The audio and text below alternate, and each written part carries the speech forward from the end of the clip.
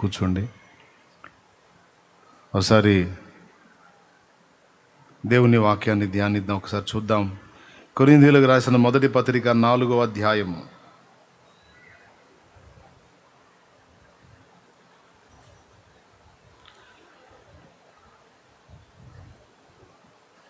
19వ వచనం చదువుతున్నాను, చూడండి.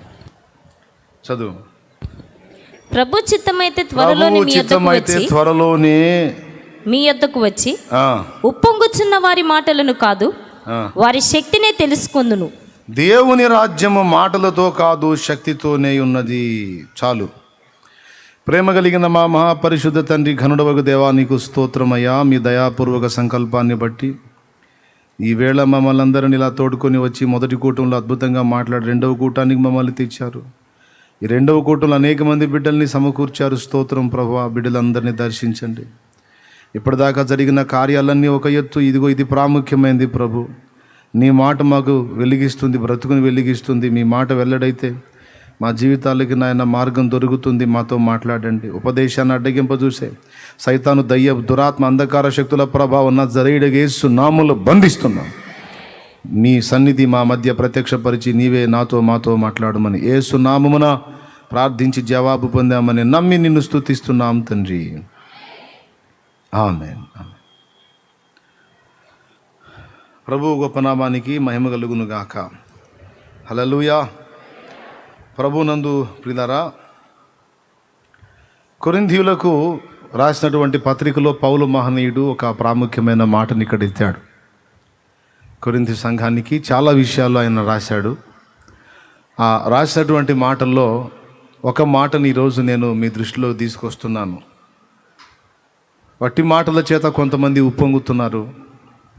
దైవరాజ్యం అనేది వట్టి మాటలతో కాదు, దైవశక్తితోనే ఉంది అనే మాట పౌలు మహనీయుడు మాట్లాడాడు. ఒకప్పుడు మనం దేవుని రాజ్యములోనికి చేర్చబడని వాళ్ళం, అన్యులం.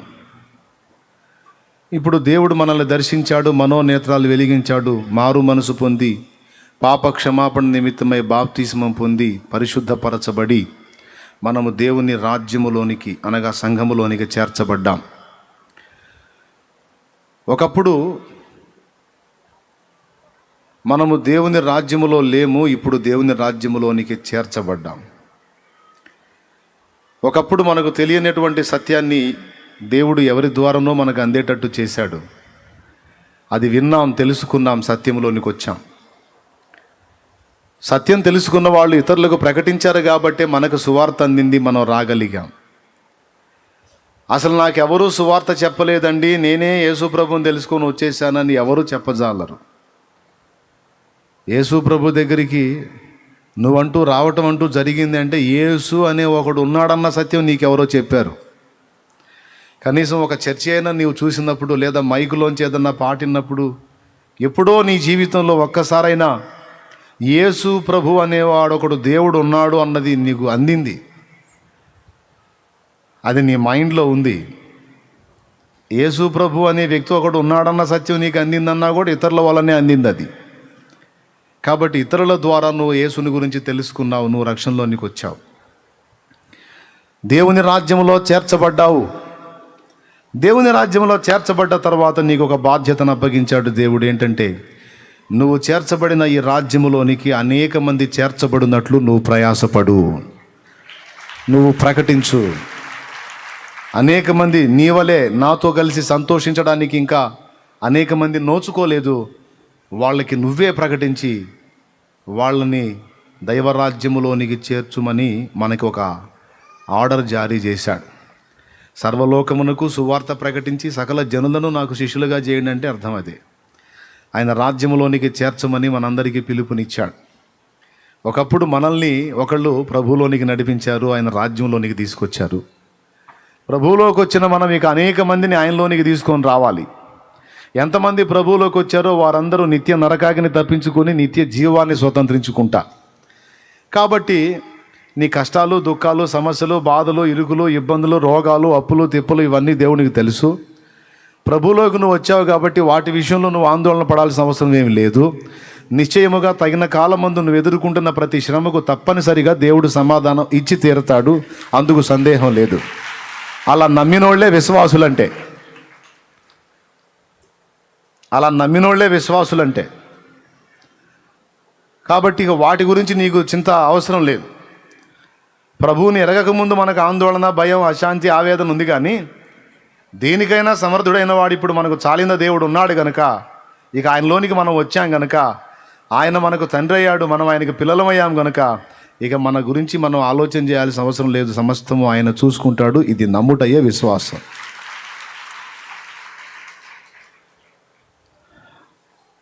అన్యజనులు సైతం, దేవుడిని ఎరగని అన్యజనులు సైతం ప్రతి సమస్యకు ఒక పరిష్కారం ఉంటుంది అని నమ్మినప్పుడు, దేవుణ్ణి ఎరిగినటువంటి విశ్వాసులంగా, ప్రభు సంబంధులంగా మరి నిశ్చయంగా మనకు ఆ విశ్వాసం ఉండాలి. అన్యులు అంటారు శతకోటి దరిద్రాలకు అనంతకోటి ఉపాయాలని. ఏంది? శతకోటి దరిద్రాలకు అనంతకోటి ఉపాయాలు అంటే ఏంటో తెలుసా? ఎన్ని రకాల దరిద్రకొట్టు పరిస్థితులు ఉన్నా వాటి నుంచి బయటపడటానికి ఏదో ఒక ఉపాయాన్ని దేవుడు ఏర్పరిచే ఉంచుతాడనేది దేవుణ్ణి ఎరగని అన్యజనుల విశ్వాసం. వాళ్ళకే అంత నిరీక్షణ ఉంటే దేవుణ్ణి ఎరిగిన మనకి ఇంకెంత నిరీక్షణ ఉండాలా? ఏమంటావు? అవునా కాదా? ఇప్పుడు వాళ్ళకే అంత నిరీక్షణ ఉన్నప్పుడు ఇంకా నిజమైన దేవుడు ఎవరో మనకు తెలుసు. మనకు లేవా ఉపాయాలు?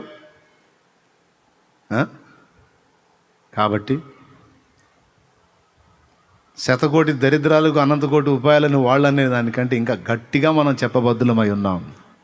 అనంతకోటి దరిద్రాలకు కూడా అనంతానంత కోటి ఉపాయాలు నా దేవుని దగ్గర ఉన్నాయని చెప్పాలి. Amen, amen.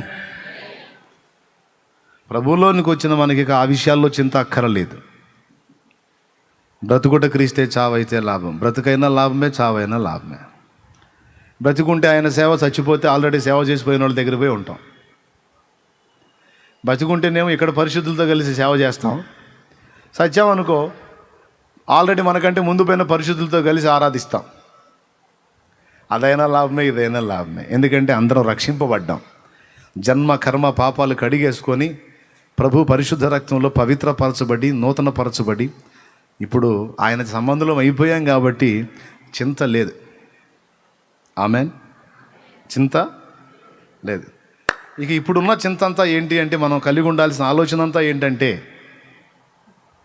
నేను ఈ ప్రశాంతతలోకి చేర్చబడ్డాను, ఈ ఆదరణలోకి చేర్చబడ్డాను, ఈ రక్షకుడిని ఆశ్రయించాను. ఇప్పుడు నాకు ఈయన బట్టి ఎంతో మనశ్శాంతి ఉంది. కానీ ఇది లేని ప్రజలు చాలామంది ఉన్నారు. వాళ్ళని కూడా నేను ప్రభు చెంతగా చేర్చాలి, నా జీవితంలో ప్రాముఖ్యమైన భాగం ఇదే అని యేసునందున్న ప్రతి విశ్వాసి నిశ్చయించుకోవాలి. అలా తీర్మానం చేయాలి, అలా నడుం కట్టాలి.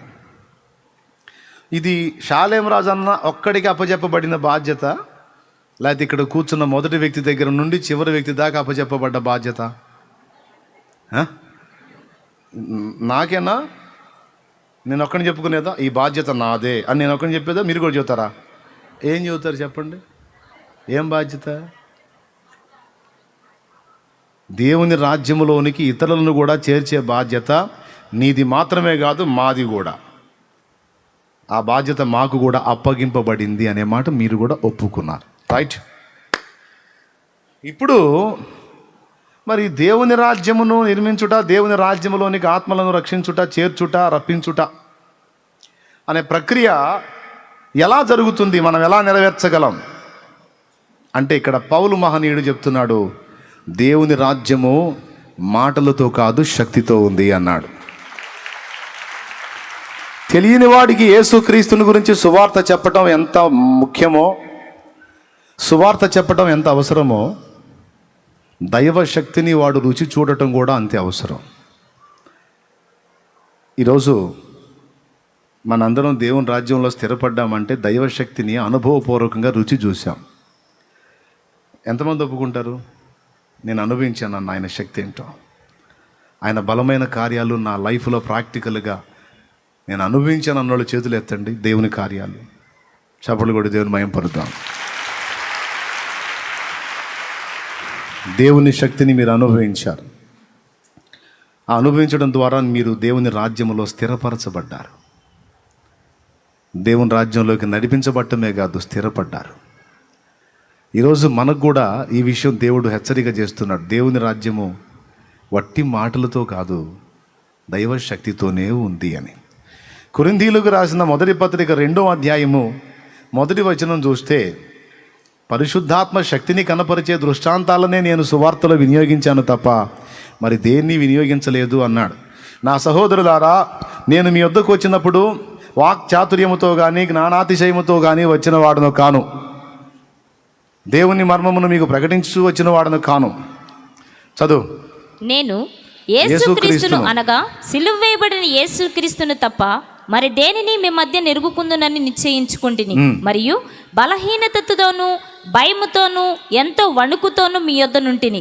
మీ విశ్వాసము మనుషుల జ్ఞానమును ఆధారము చేసుకొనక, అక్కడి నుంచి వినండి, మీ విశ్వాసము మనుషుల జ్ఞానమును ఆధారము చేసుకొనక దేవుని శక్తిని ఆధారము చేసుకొని ఉండవలెనని నేను మాట్లాడినను సువార్త ప్రకటించిన. దేన్ని ఆధారం చేసుకొని ఉండాలంట విశ్వాసం? మనుష్య జ్ఞానమును ఆధారం చేసుకొని గాక దేవుని శక్తిని ఆధారం చేసుకొని ఉండవలెనని నేను మాట్లాడినను, సువార్త ప్రకటించినను, జ్ఞానయుక్తమైన తీయని మాటలను వినియోగింపక పరిశుద్ధాత్మయు దేవుని శక్తియు కనపరచు దృష్టాంతంలోనే వినియోగించి తిని. ఆ మాటను గురించి ఎప్పుడన్నా ఆలోచించారా? జ్ఞానయుక్తంగా మనం చెప్పే తీయని మాటలను బట్టి ఒకడు విశ్వాసంలోకి వస్తే తప్పకుండా వాడు మళ్ళీ తొలగిపోతాడు. అలాగ మిమ్మల్ని తీయని మాటలు చెప్పి మనుష్య జ్ఞానాన్ని ఆధారం చేసుకొని విశ్వాసంలోకి మిమ్మల్ని రప్పించాలని నేను అనుకోలా. మీ విశ్వాసము మనుష్య జ్ఞానాన్ని కాదు, దైవ శక్తిని ఎరిగి దైవ శక్తిని ఆధారం చేసుకొని నిలబడాలని నేను కోరి పరిశుద్ధాత్మ శక్తిని కనపరిచే దృష్టాంతాలను మీ మధ్య సువార్తకు వాడాను అన్నాడు. ఇప్పుడు సువార్త ప్రకటించేది పౌలు, శాలేమానేనా, నువ్వు కూడా? మళ్ళీ చెప్పు. అది నేను కూడా. రైట్. పౌలుకి శాలేము రాజు అన్నకి మాత్రమేనా? నీకు అవసరం లేదా దేవుని శక్తి? రైట్. నువ్వు ప్రకటించాలంటున్నావు, నాకు బాధ్యత ఉంది అంటున్నావు. మరి నువ్వు మాత్రం ఒట్టి మాటలు చెప్తే, జ్ఞానయుక్తమైన తీయని మాటలు చెప్తే, దాన్ని ఆధారం చేసుకుని ఒకడు విశ్వాసంలోకి వస్తే 3 రోజుల్లో ఉదారవుతాడు కదా. సో నువ్వు ప్రకటించినప్పుడు సైతము వినువాడు, తెలుసుకునేవాడు దైవ శక్తిని రుచి చూచున్నట్లు నీవు కూడా దేవుని శక్తిని కనపరచవలసి ఉన్నది. Praise the Lord. సువార్త పరిచర్యలో దైవ శక్తిని లోకానికి రుచి చూపించుట ఒక ముఖ్య అంశము. నేను వినండి, చెప్తా బాగా. లాజిక్ ఉపయోగించి, తర్కాన్ని ఉపయోగించి, ఇతర మత సాహిత్యాలను కూడా ఉపయోగించి చాలామందికి సువార్త చెప్పా. ఒక వాస్తవం చెప్తున్నా, జాగ్రత్తగా వినండి. అదెందుకు చెప్తున్నా, అట్లా ఎందుకు చెప్తున్నానో కూడా చెప్తా. చాలామందికి ప్రకటించా, విన్నారు, లాజికల్గా నేను చెప్పిన పాయింట్స్తో కన్విన్స్ అయ్యారు, ఒప్పుకున్నారు. ఎలా అంటే నిజంగా ఇంకా యేసయ్య తప్పితే ఇక మార్గం ఏముంది అన్నారు నా ముందు కూర్చొని. కానీ తిరిగి వెళ్ళేటప్పుడు నాకేదో హిప్నటైజ్ జరిగినట్టు అయిపోయింది. అతని ముందు ఉన్నంతసేపు, అతడు మాట్లాడుతున్నంతసేపు నేను కార్నర్ చేయబడ్డాను. నాకు ఇంకేం అర్థం కాలేదు. అమ్మో ఏదో అయిపోయింది నాకు, ఇంకోసారి వెళ్ళకూడదు. ఏంది, నా నోటితోనే ఒప్పించాడు, అన్ని వట్టివే, యేసే నిజమైన దేవుడు నాతోనే చెప్పించాడు. అమ్మో మా దేవుళ్ళ కోపం రాదు అని భయపడుతూ వెళ్ళారు. నేను ఉపయోగించిన తర్కము, జ్ఞానము, లాజిక్ నా ముందు వాళ్ళు కూర్చున్నంతసేపు వాళ్ళు ఒప్పుకోవటానికి, కార్నర్ చేయబట్టడానికి ఉపయోగపడ్డాయి. కానీ నిజంగా జ్ఞానయుక్తమైన మాటలు వాళ్ళని దేవుని కొరకు పట్టుకోలేకపోయినాయి. నేను బాగా గమనించా. ఎవ్వరి దాకా వద్దు. మా బాబాయ్ గారు ఒక ఆయన ఉన్నాడు.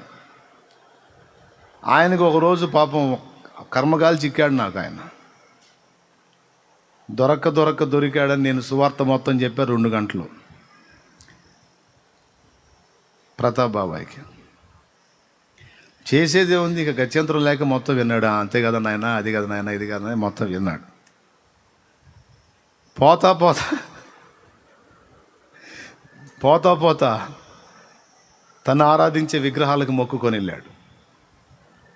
దీన్ని ఇంత కష్టపడితే, ఇంతసేపు సువార్త చెబితే, బాబాయ్ చదువుకున్నాడు, లాజిక్ తెలిసినోడు, తప్పకుండా అబ్బాయి చెప్పింది కరెక్టే, ఇక నేను యేసు ప్రభునే నమ్ముకోవాలి, యేసునే విశ్వసించాలి, ప్రభులోనే నేను కూడా ఉండిపోవాలని అనుకోలేదేమిటి?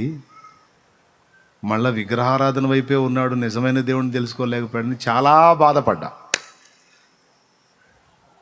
సో జ్ఞానముతో లాజికల్గా మాట్లాడిన మాటలు అక్కడ పనిచేయలే. విన్న కాసేపు ఒప్పించాయి, కానీ అవతలికి దాటి వెళ్ళిపోయిన తర్వాత ఆ వ్యక్తిలో నిలవల, అయి పని కాల.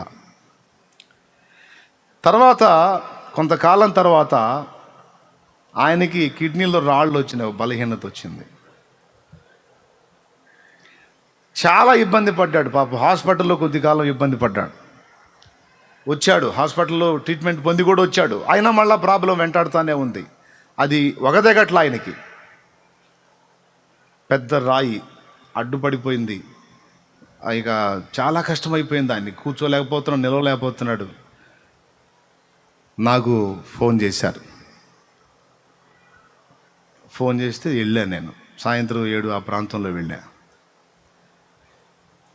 మనసులో ఏముంది, అంత లాజికల్గా సువార్త సత్యం చెబితే వినలేదు, నమ్మలేదు, ఇప్పుడు ఏ మనిషి అయినా అనుకొని మనసులో అనుకుంటా, సరేలే ప్రార్థన చేద్దామని వెళ్ళి, బాబాయ్ నేను ప్రార్థన చేస్తా, ధైర్యంగా ఉండు, నా దేవుడు నమ్మదగినవాడు, ఆయన శక్తి మీద నాకు విశ్వాసం ఉంది, తప్పకుండా ఆ సమస్యను పరిష్కరిస్తాడు, నువ్వు ధైర్యంగా ఉండని ఆయన కోసం భారం కలిగి ప్రార్థన చేశా. వెళ్ళి చెయ్యి ఉంచి ప్రార్థన చేశా.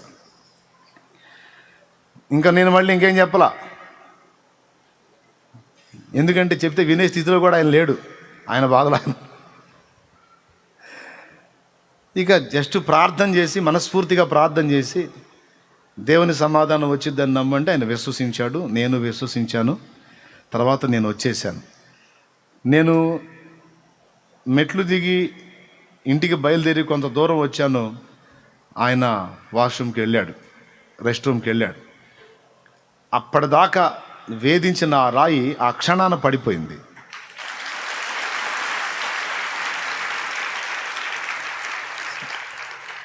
నేను చెప్పాలి, ఆయనే చెప్పాడు నాకు. మీరు కూడా చెప్పారు, మా సోదరి వాళ్ళు, చిన్న వాళ్ళు కూడా చెప్పారు, వాళ్ళు సాక్ష్యం వాళ్ళు చెప్పారు. అంటే ఇప్పుడు నేను గొప్పవాడని చెప్పట్లా, ఇది అంటే లాజికల్గా జ్ఞానయుక్తంగా ఒక సత్యాన్ని ఒక వ్యక్తికి చెప్పినప్పుడు అది ఆ వ్యక్తిలో ఎంతవరకు పనిచేసింది, దైవశక్తిని తను ప్రాక్టికల్గా అనుభవించిన ఆ అనుభవం అతనిలో ఎంత ప్రభావం చూపింది అనేది పరిగణలో తీసుకుంటే, ఆ రోజు ఈ ప్రార్థనకు జవాబుగా దేవుడు చేసిన ఆ కార్యాన్ని చూసి తర్వాత ఆయన యేసు ప్రభు ఉన్నాడు, ఆయన శక్తిగల దేవుడని నేను నమ్ముతున్నాను, నేను కూడా ఇక చర్చికి వస్తానని వచ్చాడు. మారు మనసు పొందాడు, బాప్తీసం కూడా పొందాడు. ఇప్పుడు ఈ మధ్యలో ఎక్కడో కూర్చొని ఉంటాడు. దేవునికి స్తోత్రం కలుగును గాక. హల్లెలూయా. ఎందుకు ఈ మాట చెప్తున్నానంటే, జ్ఞానయుక్తమైన తీయని మాటలు వినటానికి బాగుంటాయి. లాజిక్గా మాట్లాడి ఒకడిని కార్నర్ చేయొచ్చు, ఒప్పించవచ్చు. కానీ అక్కడ అది పైకి మన ముందే నోరు ఒప్పుకుంటుంది తప్ప హృదయం అంగీకరించదు. ఎందుకంటే ఉగ్గుపాలతో నేర్చుకున్నది ఇది భక్తి. ఏ పాలతో? ఉగ్గుపాలతో నేర్చుకున్నది విగ్రహారాధన. మరి మన అమ్మా నాన్న ఉయ్యాలలో వేసి ఆ పాటలే పాడారు. ఏ పాటలు పాడారు? ఈ గోవింద పాటలు, ఆ పాటలు, ఈ పాటలు, లాలి పాటలు, జోల పాటలు పాడారు. మయ్య నన్ను ఉయ్యాల్లో మా అమ్మ వేస్తే నన్ను ఉయ్యాల్లో ఊపుతా, ఘంటసాల పాటలు పాడేవాడు మయ్య. మా పెద్దక్క చెబుతుంది, నా వరాల తండ్రి నువ్వు వేళ పుడితివని మయ్య నన్ను ఉయ్యాల్లో వేసి ఘంటసాల పాటలు పాడాడట. కాబట్టి నరానికి ఎక్కింది మనకిది. ఒక పట్టాన దాని నుంచి మనం పక్కకు తప్పుకోవాలంటే మనకు అంత తొందరగా మనసు రాదు. రెండు, భయం కూడా. ఇప్పుడు ఒక పార్టీ నుంచి ఇంకో పార్టీకి పోవాలంటే ఆల్రెడీ ఉన్న పార్టీ వాళ్ళు దాడి చేస్తారు కదా, అందుకని ఒక భయం. ముఖ్యంగా అదే అసలు మెయిన్. ఎందుకైనా మంచిదిలే, మంచో చెడ్డో బాధలు అనేవి అన్ని మతాల్లో ఉన్నాయిలే, కానీ నీకు మందేదో మందే పట్టుకొని ప్రాకులు ఆడదాంలే అని అనుకుంటా. దేవుని శక్తిని ప్రాక్టికల్గా అనుభవింప చూస్తే మాత్రం అప్పుడు వదలడు ఇక దేవుణ్ణి. అందుకే పౌలు మహనీయుడు అన్నాడు, నేను జ్ఞానాన్ని ఉపయోగించలేదు, తీయని మాటలు ఉపయోగించలేదు, దేవుని శక్తిని ఆధారం చేసుకొని మీ విశ్వాసం ఉండాలని దైవశక్తిని కనపరిచే దృష్టాంతాలను నేను వాడాను అని పౌలు చెప్పాడు. ఇప్పుడు మీకు ఒక్కబోస్తుంది, నాకు కూడా ఒక్కబోస్తుంది. ఒక్కబోసే కొద్దీ తిక్క రేగిద్ది, మీకు రేగిద్ది, నాకు కూడా రేగిద్ది. ఎంత రేగినా సరే వినాల్సిందే. దేవునికి స్తోత్రం, హల్లెలూయా. ఎందుకంటే ముందే చెబుతున్నా, మళ్ళీ మీకు ఒకవేళ ఆ ఫీలింగ్ వస్తే నాకు కూడా వస్తుందని చెబుతున్నాను నేను. ఓకే, మనం ఒకటే పాయింట్కి వద్దాం. దేన్ని ఆధారం చేసుకోవాలన్నాడు? దైవశక్తిని ఆధారం చేసుకునే ఉండాలి మీ విశ్వాసం. అందుకే నేను ఇలా చేశాను అన్నాడు. సో ఇప్పుడు ప్రభువుని గురించి మరి లాజికల్గా మాట్లాడటం వట్టిదేనంటావా? మరి శక్తిని చూపిస్తే ఆటోమేటిక్గా వాళ్ళ లైన్లోకి వచ్చేస్తారంటే ఇక లాజికల్గా వాళ్ళని ఒప్పించడానికి ట్రై చేయటం వట్టిదేనంటావా అంటే వట్టిది కాదు. దానివల్ల ఉపయోగం ఏంటంటే చెప్తా వినండి. అది కూడా వర్కౌట్ అయ్యిద్ది, కానీ కొంచెం టైం తీసుకుంటుంది. శక్తి చూశాడు అనుకో, వెంటనే కనెక్ట్ అవుతాడు. లాజిక్ అనుకో, కొంచెం లాంగ్ ప్రాసెస్ అన్నమాట.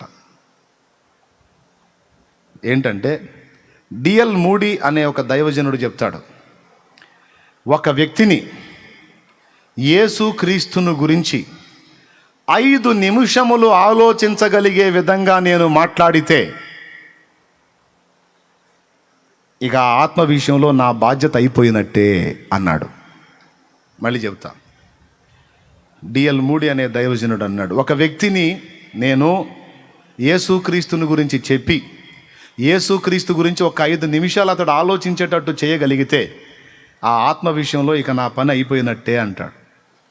ఎందుకంటే ఒక 5 నిమిషాలు అతడు ప్రభువుని గురించి నిదానించి ఆలోచించాడంటే ఆ తర్వాతి కార్యం పరిశుద్ధాత్మ చేసుకుంటాడు అంటాడు ఆయన, డిఎల్ మూడీ.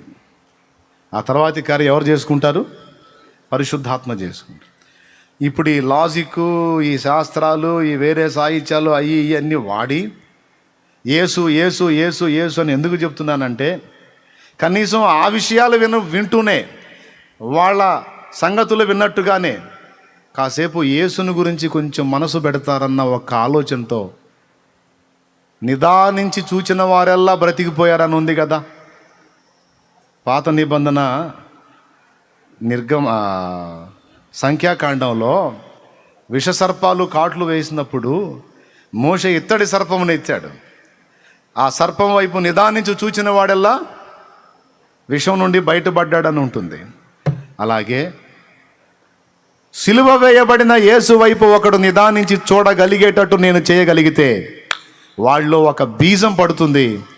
అది వెంటనే మొలకెత్తటం మొదలు పెట్టచ్చు, కొంచెం టైం తీసుకొని మొలకెత్తటం మొదలు పెట్టచ్చు. ఒకటైతే ఖాయం, ఒక 5 నిమిషాలు అతడు ఆలోచించగలిగాడు అంటే ఏదో ఒకనాడు వానిలో దేవుని కార్యం జరిగి తీరిద్ది. జాగ్రత్త, చేతులు నొప్పులు పడితే పర్లేదా? కొట్టండి. సరే, అసలుకే ఎండగా ఉంది కదా, మీరు ఇబ్బంది పడతారని చెబుతున్నానులే. సరే, పాయింట్కి వస్తాను, జాగ్రత్తగా వినండి. ఇప్పుడు శక్తి చూస్తేనేమో వెంటనే కనెక్ట్ అవుతారు, తార్కికంగా మాట్లాడితేనేమో కొంచెం టైం తీసుకొని కనెక్ట్ అవుతారు. కాబట్టి ఇప్పుడు మనకి 2 అవసరమే. లాజికల్గా దేవుని గురించి అవతలి వాడు కన్విన్స్ అయ్యేటట్టు మాట్లాడాలి. రెండవది, దైవ శక్తి కూడా ఆ వ్యక్తి చూచేటట్లు మనం క్రియేట్ చేయాలి. ఓకే, 2 ఉండాలి. ఇప్పుడు నేను యేసు ప్రభుని గురించి సువార్త చెప్పడాన్ని గురించి మీకు నేర్పాల్సిన అవసరంలా. అసలు నువ్వెందుకు మారావో ఆ సాక్ష్యం చెప్పినా అవతలోడు ఆలోచిస్తాడు. మిగిలిన వాళ్ళలో లేనిది ఏమిటి, యేసు ప్రభులో ఉన్నదేమిటి అనేది నువ్వు కొద్దిగా 4 మొక్కలు అవతల వాళ్ళకి అందిస్తే ఆటోమేటిక్గా ఆలోచిస్తారు. అయితే రెండవ పాయింట్ ఈరోజు నేను మీకు చెప్తున్న రెండవది ఏంటంటే, ఒట్టి మాటలు అందించటమే కాదు, ఆయన శక్తిని నేను అనుభవించాను చెప్పటమే కాదు, అవతలి వారు కూడా అనుభవించేటట్టు నువ్వు సిద్ధపడాలి. నువ్వు అది నీకు అర్థం కావాలని ఈ మ్యాటర్ ఎత్తుకున్నాను నేను. దేవుని శక్తిని మనము లోకానికి చూపాలా? అవును అంటుంది వాక్యం. నేను చూపించడానికి నా దగ్గర ఎక్కడుందా? అది దేవుడి దగ్గర ఉంది. దేవుని దగ్గర ఉన్న శక్తినే నువ్వు పొందాలంటాడు ఆయన. నువ్వు పొందాలి. నీలో నుండి అది లోకంలోని వ్యక్తులకు పాస్ అవ్వాలి, వాళ్ళకి ప్రవేశించాలి అంట. ఎంతమందికి అర్థమైంది? మీరు ఎంత తొందరగా అర్థం చేసుకుంటే అంత పెందలాడి ముగిస్తా నిజంగా.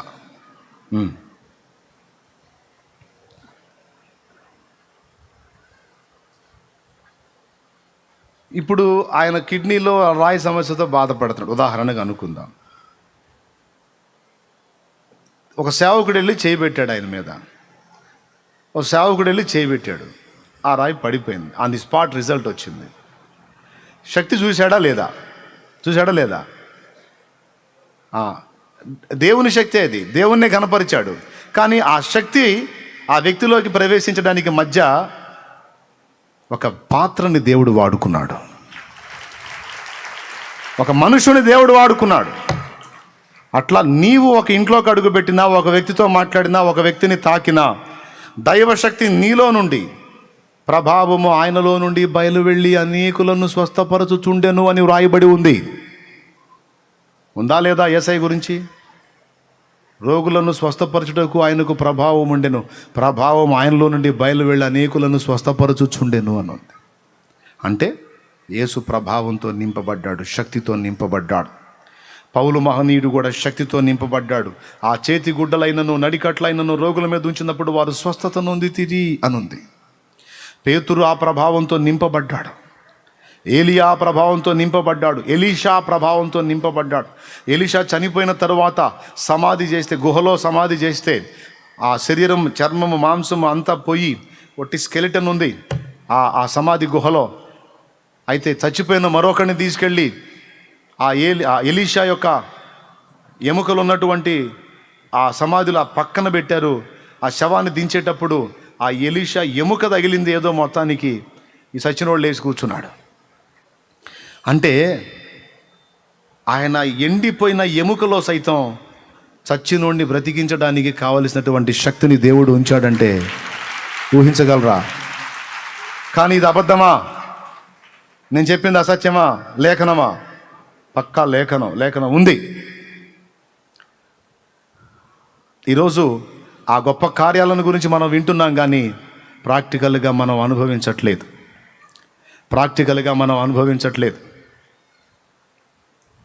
దేవుడు అంటున్నాడు, నీవు అనుభవించాలి, అనేకులు అనుభవించేటట్టు నువ్వు తయారు కావాలి. ఆ శక్తితో నీవు నింపబడాలి. శక్తిహీనుడనందువేమయ్యా, చైతన్యమగు శుద్ధాత్మ శక్తిని పొందుకొనుమయ్యా. శక్తిహీనుడనందువేమయ్యా, సౌజన్యమగు శుద్ధాత్మ శక్తిని పొందుకొనుమయ్యా. క్రైస్తవుండా కదలిరావయ్యా, కలుషాత్ములకుని సిలువ శక్తిని జాటవేమయ్యా. క్రైస్తవుండా కదలిరావయ్యా, కలుషాత్ములకుని సిలువ శక్తిని జాటవేమయ్యా. ఎండవానాలనియు తడిసి ఎంత కాలము మూలనుందు, ఎండవానాలనియు తడిసి ఎంత కాలము మూలనుందు, కండలను ప్రేమింతువేమన్నా. ఈ మంటి కండలు ఎంత పెంచిన మంటికేనన్నా. కండలను ప్రేమింతువేమన్నా, ఈ మంటి కండలు ఎంత పెంచిన మంటికేనన్నా. దేవునికి మహిమ.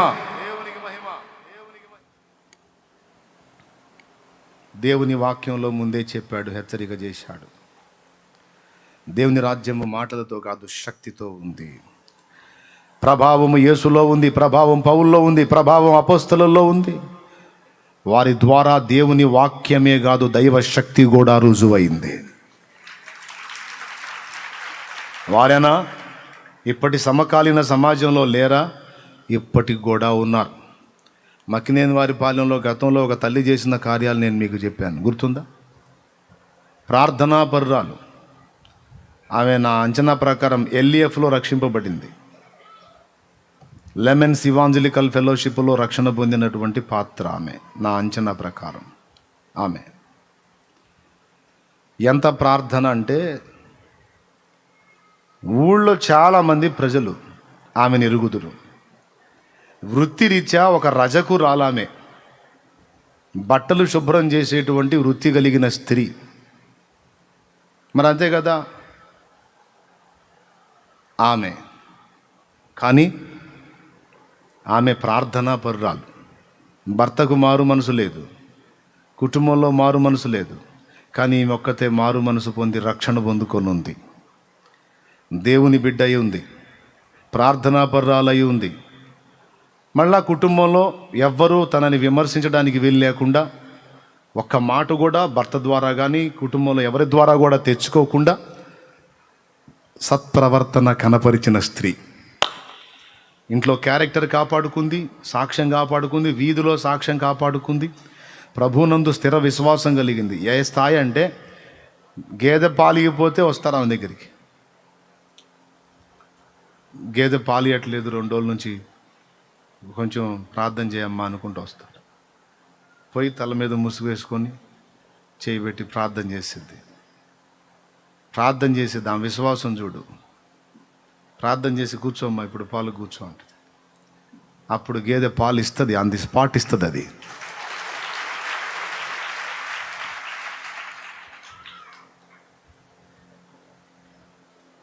దేవునికి స్తోత్రం.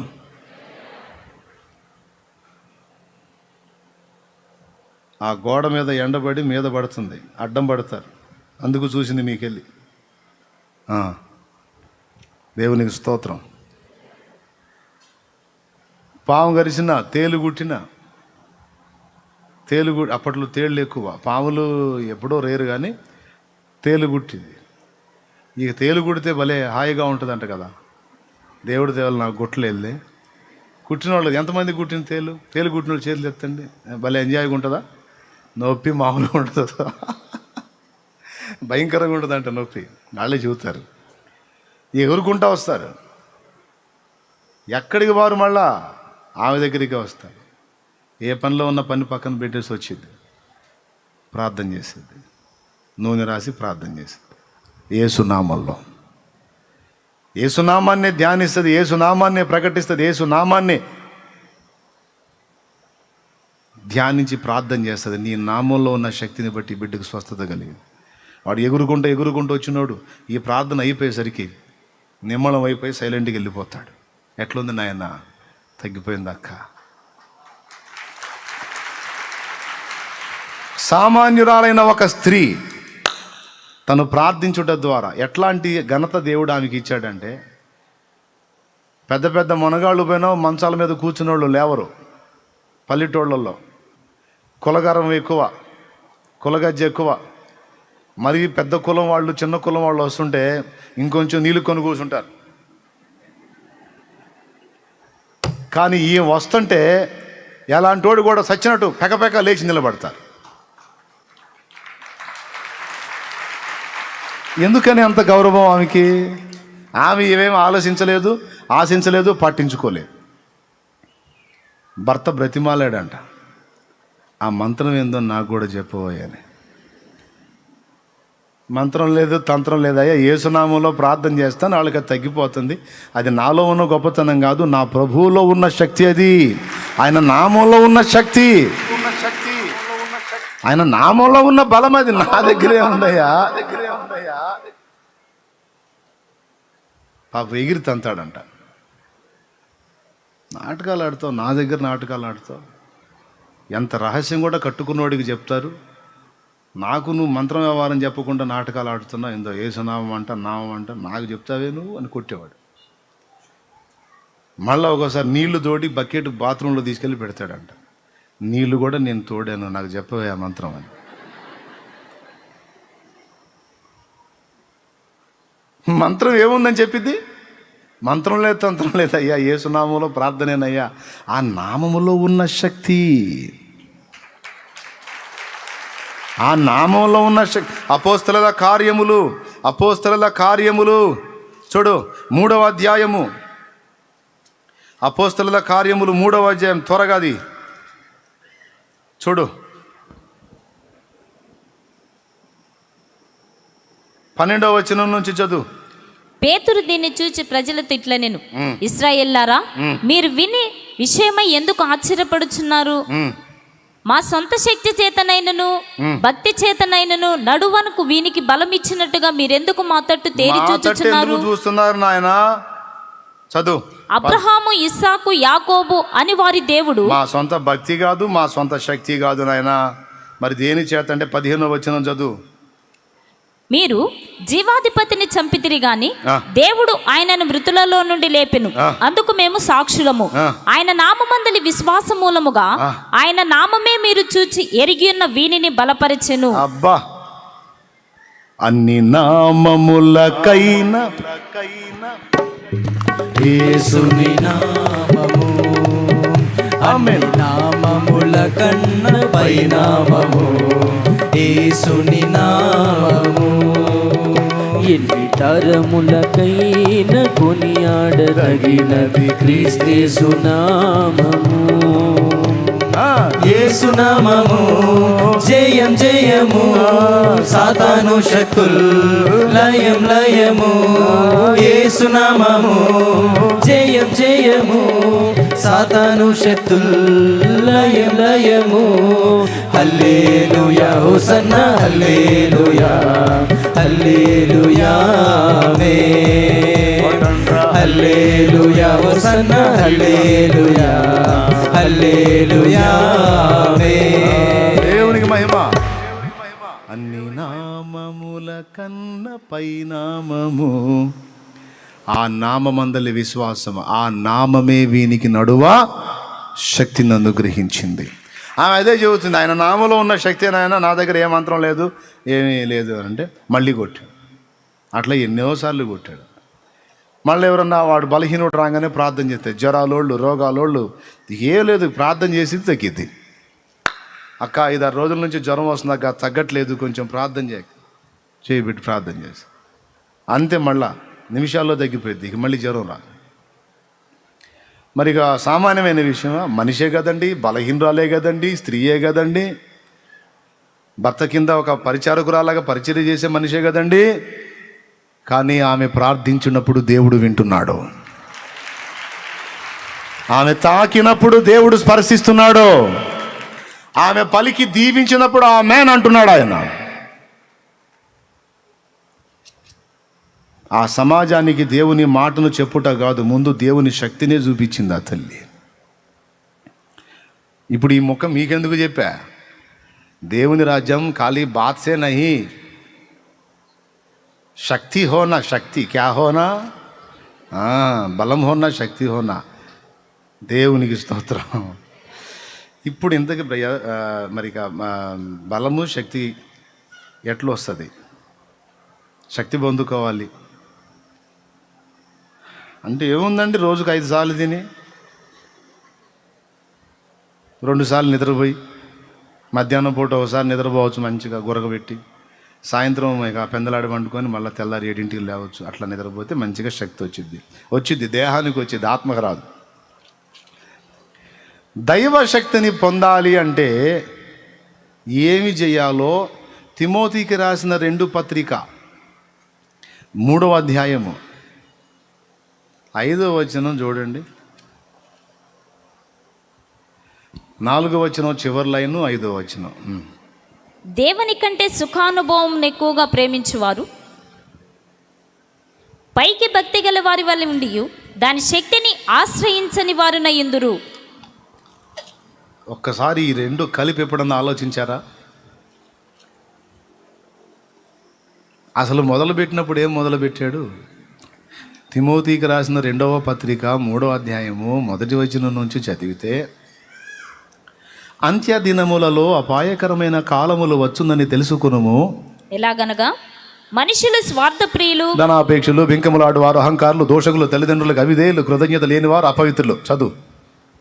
అనురాగ రహితులు, అతి ద్వేషులు, అపవాదకులు, అజితేంద్రియులు, క్రూరులు, సజ్జన ద్వేషులు. చదువు. ద్రోహులు, మూర్ఖులు, గర్వాంధులు, దేవుని కంటే సుఖానుభవం ఎక్కువగా ప్రేమించువారు, పైకి భక్తి గల వారి వల్ల ఉండి దాని శక్తిని ఆశ్రయించని వారు నయ్యుందురు. ఇప్పుడు దేవునికి స్తోత్రం, హల్లెలూయా చెప్పండి. ఇప్పుడు ఒక మాట చెప్పనేయండి. నన్ను ఫస్ట్ నుంచి ఏం చెప్పుకుంటూ వచ్చాడు? ఒక్కసారి స్క్రీన్ మీద ఏనాయనా మొదటి నుంచి ఏనానా అది ఏసి మళ్ళీ తర్వాత స్క్రీన్ మీద చూడండి. తర్వాత స్వార్థ ప్రియులు, ధనాపేక్షలు, బింకములాడువారు, అహంకారం, ఇవన్నీ రాశాడు కదా. కానీ దేవుని కంటే సుఖానుభవముని ఎక్కువగా ప్రేమించువారు, పైకి భక్తి గల వారి వల్ల ఉండి దాని శక్తిని ఆశ్రయించిన వారు అని ఈ 2 ముక్కలు మాత్రం పక్కనే పెట్టాడు. ఇప్పుడు ఈ మాట అహంకారుల దగ్గర పెట్టొచ్చుగా, స్వార్థ ప్రియులు అన్న దగ్గర పెట్టొచ్చుగా, ఈ 2 మాటలు ఏదైనా ఒక మాట. దూషకులు అన్న దగ్గర పెట్టొచ్చుగా, గర్వాంధులు అన్న దగ్గర ఒకటి పెట్టొచ్చుగా, అజితేంద్రియులు అన్న దగ్గర పెట్టొచ్చుగా, క్రూరులు అన్న దగ్గర ఒకటి పెట్టొచ్చుగా. అవన్నీ విడగొట్టి ఈ 2 పక్కనే పెట్టాడు. ఎందుకంటే అక్కడ ఒక రహస్యం ఉంది, కాస్త ఆగి నిదానించి చూడండిరా, మీకు అందులో పాఠం ఉంది అని పెట్టాడు అక్కడ దేవుడు. ఏంటిది అది అంటే, పైకి భక్తి గల వారి వలె ఉండి దాని శక్తిని ఆశ్రయించని వారు. భక్తితో పాటు శక్తిని కూడా ఆశ్రయించాలా? శక్తిని కూడా ఆశ్రయించాలి అంటే దేవుని శక్తిని పొందుకోవాలి, అనుభవించాలి. ప్రజల మధ్య కూడా ఆ శక్తిని ప్రదర్శితం చేయాలంటే మన ముందు ఆ శక్తిని పొందాలంటే ఎలా అంటే ఆ పై మాటలో చెప్తున్నాడు, సుఖానుభవమును విడిచిపెట్టాలి. దేవుణ్ణి హత్తుకోవాలి. దేవుణ్ణి మనకు పక్కన పెట్టేసే సుఖానుభవం ఏదైతే ఉందో దాన్ని పక్కన పెట్టాలి. దేవుని కంటే సుఖానుభవం ఎక్కువ ప్రేమించువాడు దైవ శక్తి పొందలేడు. ఇప్పుడు అందరూ కట్టగట్టుకొని ఒకసారి చెప్పండి. నేను చెప్పిన మాట అండి, కట్టగట్టి ఒకసారి చెప్పండి. దేవుని కంటే సుఖానుభవం ఎక్కువ ప్రేమించువాడు దైవ శక్తి పొందలేడు. ఇప్పుడు చెప్పండి, మళ్ళీ చెప్పండి. దేవుని కంటే సుఖానుభవం ఎక్కువ ప్రేమించువాడు ఒరిజినల్గా దైవశక్తితో నింపబడలేడు. వాడు ఒక డమ్మీ సరుకు, ఆమె ఒక డమ్మీ సరుకు. దేవుని కంటే సుఖానుభవం ఎక్కువగా ప్రేమించువాడు దైవశక్తి పొందలేడు. మరి దైవశక్తి పొందాలంటే సుఖానుభవమును పక్కన పెట్టి దేవుని ప్రేమించాలి.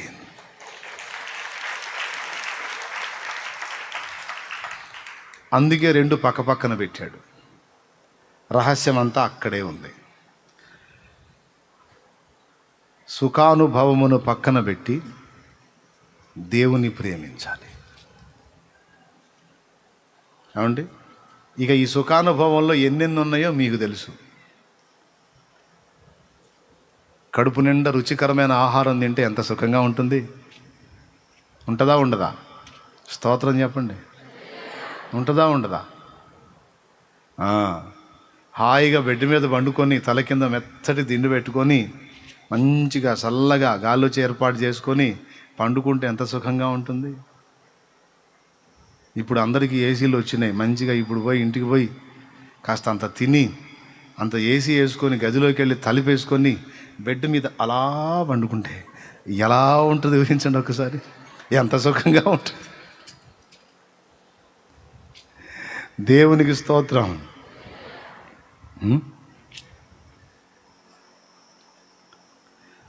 మోకాళ్ళ మీద నిలబడి ప్రార్థన చేస్తే సుఖంగా ఉంటుందా? ఏం చేయకుండా హాయిగా పండుకుంటే సుఖంగా ఉంటుందా? ఎట్లా సుఖంగా ఉంటుందో చెప్పండి. మోకాళ్ళ మీద ఉంటే సుఖంగా ఉంటుందా? ఏంది సుఖంగా?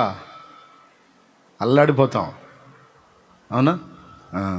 మోకాళ్ళ మీద ఉండి చేతులు పైకెత్తి నోరు మాట్లాడుతా అయ్యా స్తోత్రం స్తోత్రం అంటే మోకాళ్ళు లాగే చేతులు లాగే నోరు అలసిపోయే. అసలు ఏమి లేకుండా హాయిగా పండుకుంటే ఇటు తిరిగి పండుకుంటే కొంతమంది తెల్లారినా లేవరు. తెల్లారింది లేంటే అడు తిరిగి దానికి సామెతల్లో సొలొమోను చెప్పాడు, ఉతక మీద తలుపు తిరుగును, పడక మీద సోమరి తిరుగునని. అవునా? ఎంత బాగుంటుంది. నిద్ర మేలుకుంటే బాగుంటుందా? సమయానికి నిద్రపోతే బాగుంటుందా? టైంకి నిద్రపోవటం సుఖం, నిద్ర మేలుకోవటం ఒక్కోసారి ఆల్ నైట్ కూటంలో మన వాళ్ళ ముఖాలు చూస్తూ ఉంటాను నేను. 11:30 కూడా కాదు, 11:15 కాగానే. నా చిన్నప్పుడు కోళ్ళకి కొక్కే రోగం వచ్చేది, ఇప్పుడు కూడా వస్తున్నట్టు కోళ్ళు పట్టించుకోవట్లేదు, అర్థం కావట్లేదు. కానీ అది కళ్ళు తెరిచి ఉంటుంది, సొడిగెట్లు ఆడుతుంటుంది. అట్లాగా 11:30 కూడా కాదు, మోసం పాపం బాడీ వాళ్ళ అధీనం తప్పిపోతుంటుంది. అంటే నిద్రపోవటం తప్పని నేను అనట్లేదు, కానీ ఇటు ఏ నొప్పి లేకుండా బాడీకి అంత సుఖాలన్నీ అందాలి, అదే టైంలో దైవశక్తి కూడా పొందాలంటే ఐసా నహి హోతా హై అని చెబుతుంది వాక్యం. దైవశక్తితో నింపబడాలి అంటే ఖచ్చితంగా సుఖానుభవమును విడిచిపెట్టి శ్రమానుభవమును కోరుకోవాలి. దినమంతా పని చేయుచు నాదుడు యేసు జనుల బాధలు మోయుచు. దినమంతా పని చేయుచు నాదుడు యేసు జనుల బాధలు మోయుచు. ఇనుడు మరుగు వేళ జనకుని కడకేగి, ఇనుడు మరుగు వేళ జనకుని కడకేగి, మనసారా విశ్రాంతి అనుభవించెడి చోటు. కరుణ పీఠము చేరలే దేవుని కృప చరణాస్థలిని చేరలే.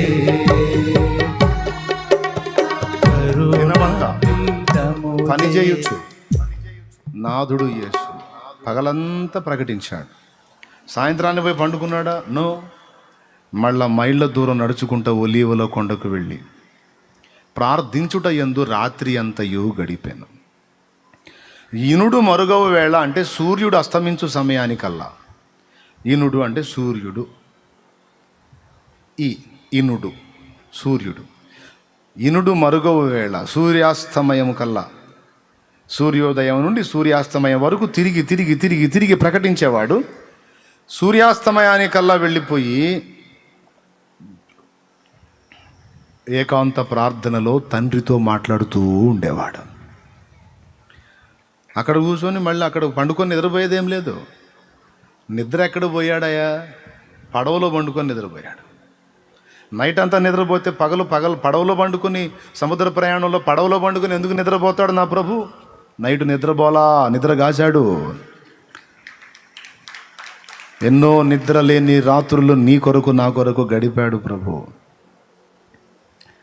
హల్లెలూయా. ఈనూడు మరుగౌ వేళ జనకుని కడకేగి, మనసారా విశ్రాంతి అనుభవించెడి చోటు.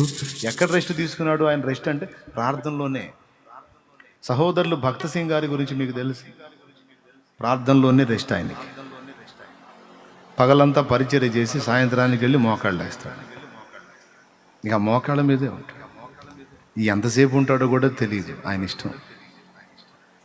ఆశ్చర్యం ఏంటంటే భక్తులు అలా సాధన చేశారు, మోకాళ్ళ మీదనే వాళ్ళ విశ్రాంతి కూడా మోకాళ్ళ మీదనే.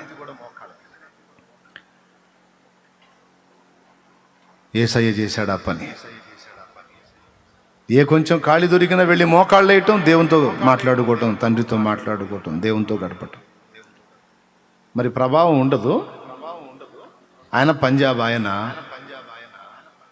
తెలంగాణ భాష, తెలుగు వచ్చా ఆయనకి, ఆంధ్ర భాష వచ్చా, తమిళ్ వచ్చా ఆయనకి, ఓన్లీ ఇంగ్లీష్. ఎంత ఇంగ్లీష్ నాలెడ్జ్ ఉన్నా, ఎంత గొప్ప వాక్యం చెప్పగలిగిన వాడైనా శక్తి లేకుండా ఇన్ని రాష్ట్రాలలో ఇన్ని సంఘాలు కట్టగలుగుతాడా? ఇంత పరిచర్య చేయగలుగుతాడా? దైవశక్తి పనిచేయకుండా సాధ్యమేనా? సహోదరులు భక్త సింగ్ గారికి ఎలా సాధ్యమైంది? ఆయనకంటే ఇంగ్లీష్ బాగా మాట్లాడేవాళ్ళు లేరా? ఇంకా అద్భుతంగా ప్రసంగాలు చేసేవాళ్ళు లేరా? మరి ఏం జరిగింది? ఎట్లా వచ్చింది? అలా సాధ్యం ఎలా అయింది? అంతమంది ప్రజలు ఆయనకి ఎలా కనెక్ట్ అయ్యారు? దైవశక్తి. కానీ దాన్ని ఎక్స్పోజ్ చేయలే ఆయన, దాని గురించి గొప్పగా కూడా చెప్పలా. కానీ ప్రార్థించాడు. దేవుని శక్తితో నింపబడ్డాడు. ఆ వాక్కులో దేవుడు జీవాన్ని ఉంచాడు. విన్న వాళ్ళంతా కనెక్ట్ అయిపోయారు. విచిత్రం చెప్పనా, ఆ కూటాలకి ఆ భాష తెలియని వాళ్ళు కూడా వచ్చి కూర్చుంటారంట. అరే నీకు ఆయన చెప్పేది ఏం అర్థమవుతుంది? ఎందుకు పరిగెత్తుకుంటా టైం టు టైం వచ్చి కూర్చుంటున్నావు అంటే, ఆయన చెప్పేది ఏం అర్థమవుతుందో కావట్లేదు, అది పక్కన పెడితే ఈ ప్రాంగణంలో ఉంటే మాకు పరలోకంలో ఉన్నట్టుంది, వేరే లోకంలో ఉన్నట్టుంది, మాకేదో తెలియని ఆనందం కలుగుతుంది, పరవశం కలుగుతుంది, ఇది మళ్ళా కావాలనిపిస్తుంది, అందుకే వచ్చి కూర్చుంటున్నాం అని చెప్పి. ఏమయ్యా, ఇది ఏ శక్తి? మనుష్య జ్ఞానమా, దైవశక్తి? రైట్. ఆ ప్రభావం పనిచేసింది. అది ఆయనలో నింపబడటానికి ప్రార్థనలో ప్రయాసపడ్డాడు. ఇప్పుడు మనకి శక్తి ఉంది. ఏం శక్తి ఉందంటే దేహశక్తి ఉంది. అప్పణంగా 3 పూట్ల 4 సార్లు రోజు దీనికి తెంపు లేకుండా మేత పెట్టి, ఏంటిది? శరీరం బాగా దీన్ని బలపరిచి లోపల ఆత్మను బలహీనపరుచుకున్నాం. నో, సుఖానుభవమును విడిచిపెట్టాలి, ఉపవాసం ఉండాలి, ఉపవాస ప్రార్థనను అలవాటు చేసుకోవాలి. కోల్పోయింది సంఘం, ఉపవాస ప్రార్థనను కోల్పోయింది. స్పెషల్గా వ్యక్తిగతంగా ఉపవాసాలు తరచుగా ప్రతిష్ఠించుకుంటూ దేవుని సన్నిధికి వెళ్ళి ఏకాంతంగా కనిపెట్టుకొని ప్రార్థన చేసుకొని వాక్యం చదువుకొని, ఈరోజు నేను ఫాస్టింగ్ ఉంటున్నాను, ఈ రోజంతా నేను దేవుడితో గడుపుకోవాలి, నాకు ఇంకా ఏ చేదర పెట్టుకోను, నేను సెల్ ఫోన్తో సహా స్విచ్ ఆఫ్ చేసి పక్కన పడేస్తున్నాను, నేను నా ప్రభు నేను నా తండ్రితో ఈరోజు నేను గడపాలనుకుంటున్నాను, అన్నాహారాలు కూడా పక్కన పెట్టేస్తున్నాను. అంత నీళ్ళో, మజ్జిగో, కొబ్బరి నీళ్ళో, లేకపోతే పాలో ఏదో ఒకటి నీరసం రాకుండా తీసుకొని ఉపవాస ప్రార్థనా శక్తితో నింపబడ్డ ఆ దినాలు గుర్తు చేసుకో. అప్పుడు ఎలా ఉందో అవన్నీ వదిలేసి గ్యాస్ వచ్చింది, షుగర్ వచ్చింది, బీపీ వచ్చింది, వచ్చేటట్టుంది, అనుమానంగా ఉంది, అట్టుంది, ఎట్టుంది అని శుభ్రంగా తినటం మొదలుపెట్టిన తర్వాత ఇప్పుడు ఎట్ట తగలబడిందో చూడు భక్తి. పొద్దున కూటంలో కూడా ఈ మాట హెచ్చరించాను నేను, మళ్ళీ ఒక్కసారి దేవుని ప్రేరణతోనే చెప్తున్నాను నేను. ఒక్కసారి మీరు వెనక ఆలోచించుకొని చూడండి. ఉపవాస ప్రార్థనలో ఎక్కువ తరచుగా గడుపుతున్నప్పుడు జీవితం, ఆత్మీయత ఎంత ఫోర్స్గా ఉంది, దేవుని ప్రభావం ఎలా ఉంది నీలో, నీతో. ఇప్పుడు ఎలా ఉంది? ఇప్పుడు దేహానికి శక్తి బాగానే ఉంది, కానీ ఆత్మ నిర్జీవం అయిపోతుంది, ఎండిపోతుంది, ఆత్మ బలహీనపడిపోతుంది. సో టోటల్గా శక్తి రహస్యం ఏమిటి అంటే, శ్రమ పడాల్సిందే. ముందు మాట చెప్పా, జ్ఞానయుక్తమైన తీయని మాటలు మాత్రమే ఒక ఆత్మను పట్టలేవు. దైవశక్తి రుచి చూడాలి, ప్రజలు రుచి చూడాలి, అప్పుడే కనెక్ట్ అవుతారు. సో నీ సమాజం కావచ్చు, నీ కుటుంబం కావచ్చు, నీ బంధువర్గం కావచ్చు, నిన్ను ఎగతాళి చేసేవాళ్ళు సైతం ఆ శక్తిని చూసినప్పుడే నిషా దిగిద్ది ఒక్కొక్కళ్ళకి. నువ్వు ఉన్నావు, నీ ఫ్యామిలీ లెక్క చేయట్లా, నిన్ను తలా ఓ మాట అంటున్నారు. దేవునితో నువ్వు కనెక్ట్ అయ్యి ఆ శక్తి పొందుకొని ఆ ప్రభావం నీలో వాళ్ళకి కనపడ్డనాడు నోళ్ళు మూతపడతాయి, భయపడి సస్తారు నిన్ను ఒక మాట మాట్లాడాలన్నా. ఎందుకు తెలుసా? మాట అంటారు, నువ్వు మామూలుగానే పోతావు, ముఖం పగిలిద్ది వాళ్ళకి. దేవునికి స్తోత్రం. ముఖం పగిలిద్ది, రెండు మూడు సార్లు పగిలిద్ది, స్పష్టంగా అర్థమైద్ది. ఇంకెన్నిసార్లు పగల కొట్టుకుంటారు? ఆ మనిషిని అన్నప్పుడల్లా నాకు ఈ గతి పడుతుంది, ఆమెను అనలేలా, ఆయన అననేలా, నాకు ఈ గతి పట్టనేలా, నాకు వద్దు. నీ జోలికి రారిక తంతాడు ఇక అనుమానం లేదు. నిన్ను ముట్టినవాడు నా కంటి పాపను ముడుతున్నాడు అన్నాడు, నీ నిందలు నా మీద పడ్డాయి అన్నాడు, నిన్ను హింసించేవారు నిన్ను కాదు నన్ను హింసిస్తున్నారని మాట్లాడాడు. ఆయన అబద్ధాలేంది? తోలు ఊడిద్ది, ఇంటోడికైనా బయటోడికైనా క్లియర్గా. మళ్ళా వాళ్ళకి అర్థం కూడా ఇద్ది, ఈ మనిషిని అన్నాకనే నాకు ఈ కర్మ పట్టిందని. దేవునికి స్తోత్రం. ఆ మెట్టుకు నువ్వు రావాలి. అలాంటి భక్తి సాధన, శక్తివంతమైన భక్తి సాధన మనం చేయాలి. హల్లెలూయా. ఏదో ఆర్డినరీగా వచ్చి 4 మొక్కలు విని ఏదో 2 పాటలు పాడి ఏదో కాసేపు ఏదో అయా ప్రభా స్తోత్రం అనుకోవటం కాదు. అసలు వెళ్ళాలా, తిండి మానుకోవాలా, బైబిల్ చేత పట్టుకోవాలా, వెళ్ళాలా, ఏకాంతానికి కూర్చోవాలా. ప్రభా నీ శక్తితో నన్ను నింపు, నీ బలముతో నన్ను నింపు, నా కుటుంబం నీ ప్రభావాన్ని చూడాలి, నా సమాజం నీ ప్రభావాన్ని చూడాలి, నా ప్రజలు నీ శక్తిని చూడాలి. ప్రభువా నీ ప్రభావాన్ని అనుభవించాలి యేసు నామములో. ఓ తండ్రి, ఇదిగో నీ దాసుడుగా నీ ధూళిగా నీ పాదాల దగ్గరికి వచ్చాను. ప్రభువా నన్ను బలపరచు. నువ్వు స్త్రీవైనా పురుషుడివైనా, నువ్వు ఆడపిల్లవైనా సరే, గదిలోకి వెళ్ళు, కనీసం వారానికి ఒక్కసారన్నా ఫాస్టింగ్ ఉండు. ఒక్క రోజన్నా 7 రోజులు నవ్వటమేనా మేక నవ్వినట్టు? ఒక రోజన్నా ఈ ఖాళీ, ఆ పొట్ట ఖాళీ, ఆ నోటికి, ఆ లివర్కి కాస్త ఆ ప్రేవులకి ఖాళీ ఇవ్వు. రోజు మేస్తానే ఉన్నావు, తెంపు లేకుండా రకరకాల రుచికరమైన నేను ఎన్ని తిన్నా తృప్తి తీరట్లా. మళ్ళీ చెప్తున్నాను, దయచేసి ఉపవాసాన్ని పునః ప్రతిష్ఠించుకోండి. గిండా కాదు, ఎండను లక్ష్య పెట్టొద్దు.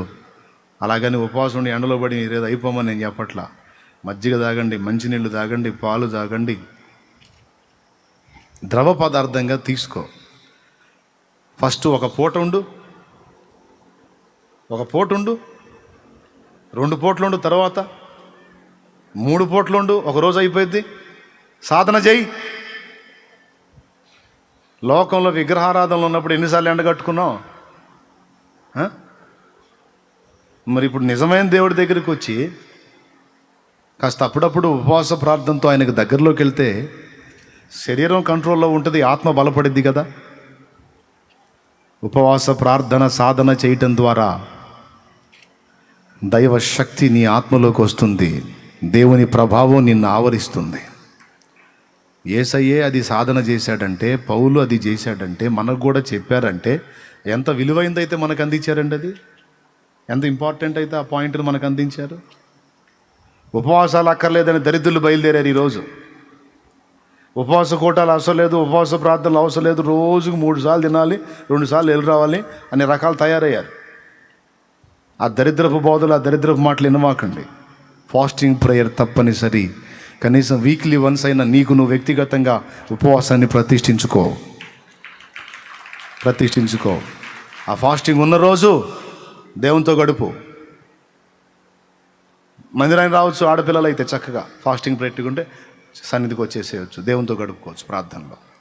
ఇక ప్రార్థన వాక్యం మధ్యలో ఏదన్నా గ్యాస్ అనిపిస్తే కాసిన మజ్జిగ, నీళ్లు, కొబ్బరి బొండ నీళ్లు. బాడీ హీట్ చేసేవాళ్ళు కొన్ని హీట్ బాడీస్ ఉంటాయి, కొబ్బరి బొండ నీళ్లు చలవ చేస్తుంది. లేదు నీకు ఏది బాడీకి పడిద్దో అది ద్రవ పదార్థంగా తీసుకుంటూ 1 పూట, 2 పూట్ల, 3 పూట్ల అట్లా సాధన చేయి. నిగ్రహ శక్తి మేలుకుంటుంది, శరీరం నియంత్రణలోకి వస్తుంది. దీనికి ఏ నొప్పి తగలకుండా, దీనికి ఏ ఇబ్బంది తగలకుండా బాగా సుఖపెట్టడం అలవాటైతే ఇక ఇది గొంతెమ్మ కోరికలు మామూలు గోరది. ఇదే దీని పైత్యాలన్నీ బయట పెట్టిద్ది, ఒక దారి అవుతాం. ఈ శరీరంలో ఉన్న పైత్యాలు మామూలు పైత్యాలు కాదు, ఈ పైత్యాలన్నీ బయట పెడుతుంటుంది ఇది. దీన్ని సుఖపెట్టే కొద్దీ దీనికి ఆ దరిద్రం ఉంది. అందుకే దీన్ని లక్ష్య పెట్టకూడదు. ఆత్మని బలపరుచుకోవాలి, ఆత్మని బలపరుచుకోవాలి. కావాలంటే ఒక్కసారి మీరు గుర్తు చేసుకోండి. మీరు అందరూ ఒకసారి చెప్పండి నాకు, అప్పుడప్పుడు ఉపవాస ప్రార్థనలతో ప్రారంభంలో నువ్వు భక్తి చేశావు, అప్పుడు ఎలా ఉంది నీ ఆత్మీయత? ఇప్పుడు ఉపవాసాలు మానేసి రోజు తినటం మొదలుపెట్టావు, ఇప్పుడు ఎట్లుంది నీ ఆత్మీయత? తేడా ఉందా లేదా? ఉంది అంటే చేయొద్దు. అప్పుడు ఎట్లుంది? మండినట్లేదా? మరి ఇప్పుడు ఎండిపోయా.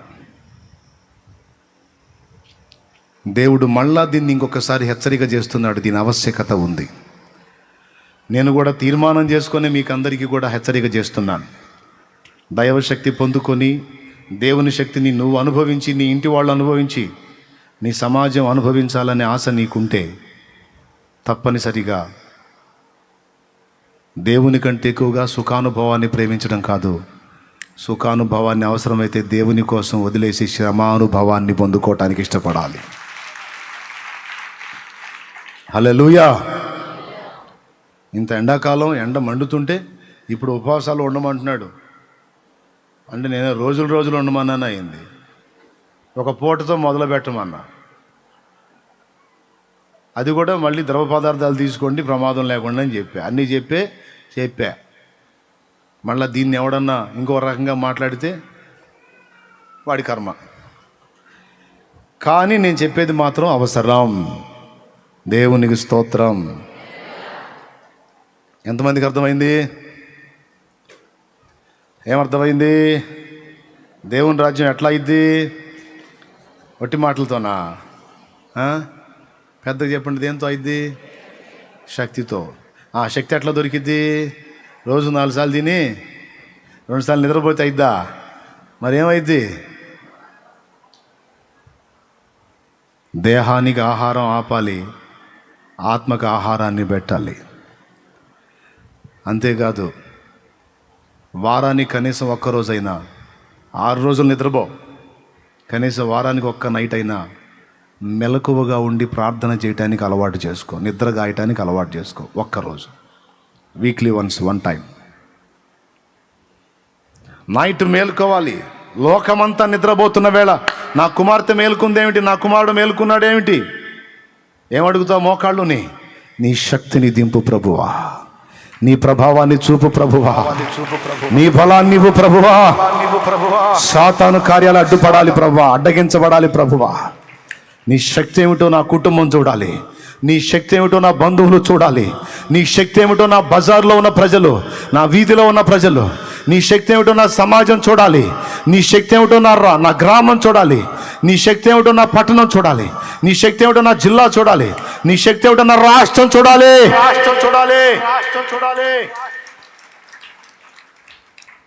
బలమీ ప్రభువా, బలమీ ప్రభువా. మేలుకొని ప్రార్థన చేయి, ఎలా ఉంటుందో చూడు. వీక్లీ వన్స్ 6 రోజులు నిద్రపో, ఒక్కరోజు ఒకేసారి నిద్ర గాయలేవా? కనీసం 2 గంటలు మేలుకొని ప్రార్థన చేయి. మళ్ళీ నెక్స్ట్ రౌండ్ ఇంకొక 2 గంటలు మేలుకో. అట్లా క్రమక్రమంగానైనా సరే మెలకువగా ఉండి ప్రార్థన చేయటం, ఉపవాసముతో దేవునికి సమీపించటం, ఏకాంతముగా దేవుడు నువ్వు దేవుడు కలుసుకునే ఒక మధురమైన అనుభవాన్ని సాధన చేసుకోవటం. దేవా నీ కొరకు, దేవా నేను హాయిగా పండుకొని నిద్రపోవచ్చు తండ్రి, కానీ నేను పండుకోను ప్రభువా. ఈ మధ్యాహ్నం నాకు ఖాళీ వచ్చింది, నేను పండుకోను ప్రభువా. నాకు నువ్వు కావాలి ప్రభువా, నీ శక్తి కావాలి ప్రభువా. అయ్యా ఒట్టిగా మాట్లాడితే మారట్లేదు ప్రభువా, నీ ప్రభావం చూడాలి ప్రభువా. నన్ను నింపు నీ శక్తితో, నన్ను బలపరచు నీ శక్తితో.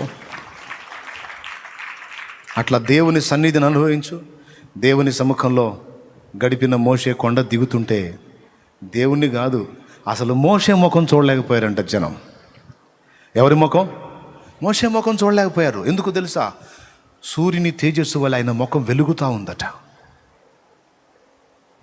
దేవుణ్ణి కలుసుకుంటే జరిగేది అది. ఆయనతో కలుసుకుంటే ఆ ప్రభావం మనలోకి వచ్చింది. ఆయన నీతి సూర్యుడు, మనం చంద్రుడు. సూర్యుడి నుంచి వచ్చే కాంతి కిరణమే, కాంతే కదా చంద్రుడు తీసుకునేది. ఆయనతో ఉంటేనే ఆ వెలుగు, ఆ ప్రభావం, ఆ ప్రసన్నత, ఆ అభిషేకం, ఆ పవర్ ఆయనతో ఉండాలి.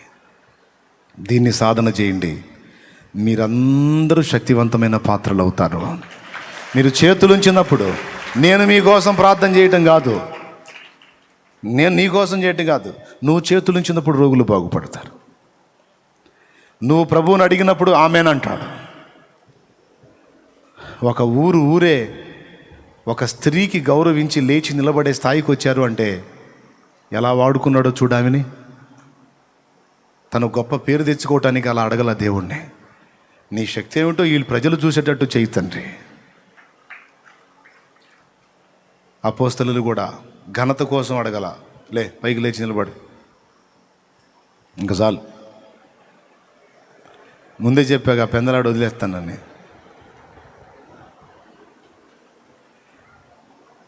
ముందు ఆ శక్తి పొందుకోవటమే కానీ ఈ శక్తి కోల్పోయేటట్టున్నా అన్నట్టు పెట్టారు మొఖాలు.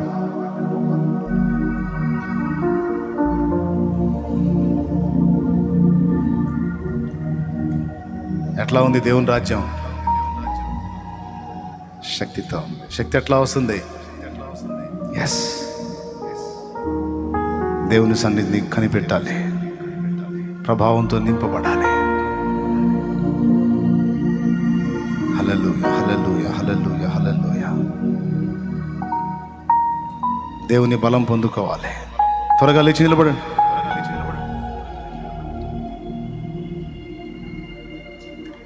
హల్లెలూయా, హల్లెలూయా, హల్లెలూయా, హల్లెలూయా, హల్లెలూయా, హల్లెలూయా.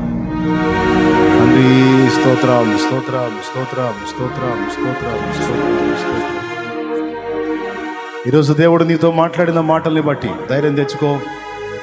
నీ సమస్యలు, ఇరుకులు, ఇబ్బందులు, బాధలు, శోధనలు, వేదనలు మొత్తం అడ్రస్ లేకుండా పోతాయి. ఫాస్టింగ్ ప్రేయర్, నీ శరీరం కంట్రోల్లో ఉంటుంది. మొండి సమస్యల పరిష్కారం, ఉపవాసంతో గోజాడే అలవాటు. ఎంత మంచి అలవాటు!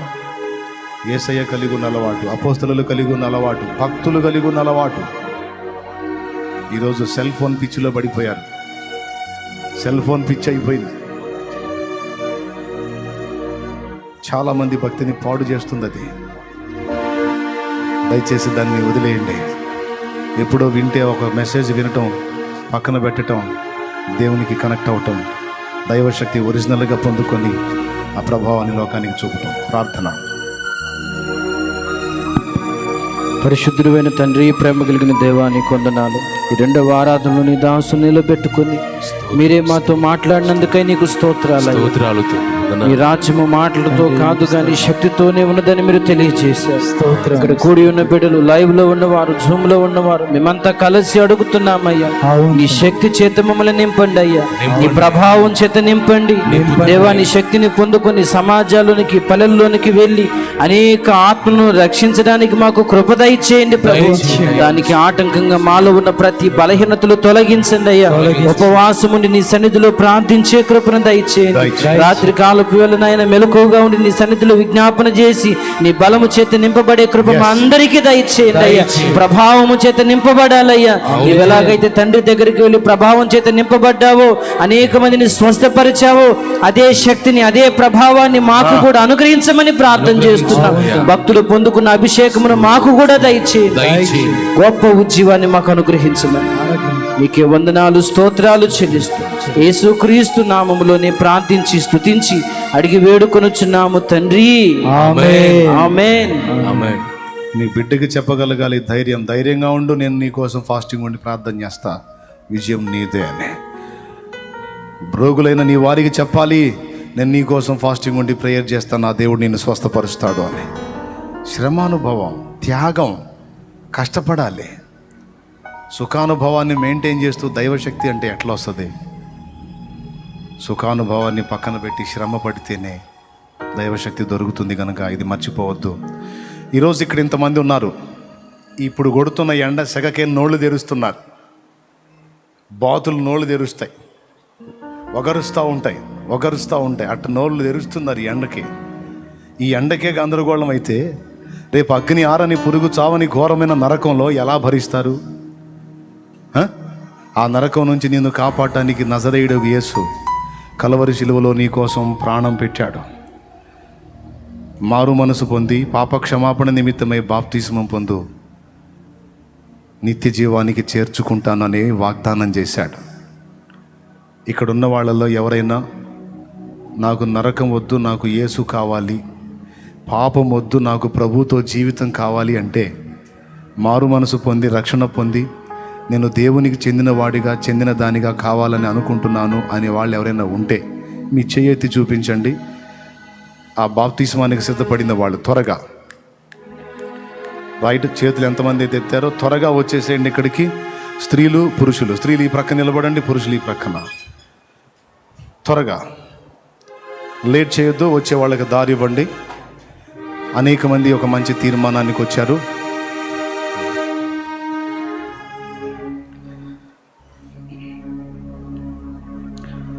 నమ్మి బాప్తిస్మం పొందువాడు రక్షింపబడును, నమ్మని వానికి శిక్ష విధింపబడును అని ఉంది. నమ్మి బాప్తిస్మం పొందండి, మారు మనసు పొంది పాప క్షమాపణ నిమిత్తం బాప్తిస్మం పొందండి, అప్పుడు పరిశుద్ధాత్మను వరమును పొందుదురు అన్నాడు దేవుడు తన గ్రంథంలో. పేతురు ద్వారా పరిశుద్ధాత్మ శక్తి నీకు అనుగ్రహించబడినట్లు త్వరగా పరిగెత్తు, లేట్ చేయొద్దు, పరిగెత్తు.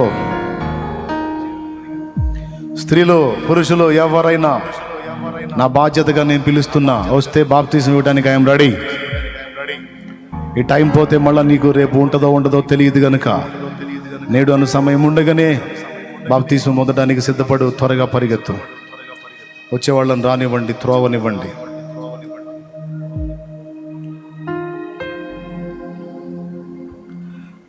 శక్తి పొందనంత వరకు నువ్వు వెళ్ళి ఆత్మలను గెలవలేవు. అపోస్తల కార్యం 1వ అధ్యాయము 4-5 వచనాల నుంచి చదివితే ఉంటుంది. మీరు యెరూషలేము నుండి వెళ్ళక నా వలన విన్న తండ్రి వాగ్దానం కొరకు కనిపెట్టుకొనుడి. మీరు నీటిలో బాప్తిస్మం పొందరు, కొద్ది దినముల్లో అగ్నిలో బాప్తిస్మం పొందుతారని వినలేదా? పైనుండి నేను శక్తిని పంపుతాను, ఆ బలముతో నింపబడిన తర్వాత వెళ్ళండి, అప్పుడు సాక్షులవుతారు అనే మాట ప్రభు మాట్లాడాడు. సాక్షాత్తు యేసయ్యే చెప్పిన మాట ఇది. కనిపెట్టాలి, ఆత్మ బలము కొరకు కనిపెట్టాలి, శక్తి కొరకు కనిపెట్టాలి, కనిపెట్టి ప్రార్థన చేయాలి. ఆ బలముతో నింపబడి అప్పుడు కదిలించాలి సమాజాన్ని, కుటుంబాన్ని, సంఘాన్ని, అనేక మంది ప్రజలని. హల్లెలూయా.